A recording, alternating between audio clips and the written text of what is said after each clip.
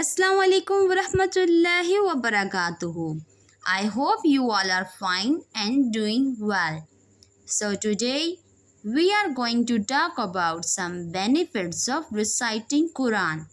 I hope you will like this video. So let's start. Number 1. Reading and reflecting our Quran fulfills an Islamic duty. Number 2. The Quran will be a proof for you on the day of judgment. Number 3. The Quran will intercede for you on the day of judgment. Number 4. Your status in this life will be increased.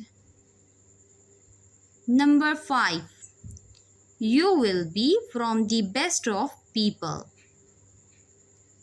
Number 6.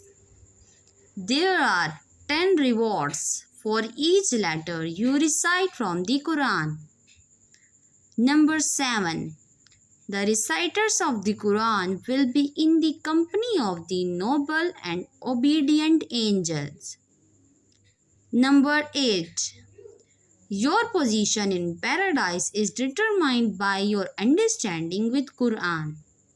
Number 9. The Quran will lead you to paradise.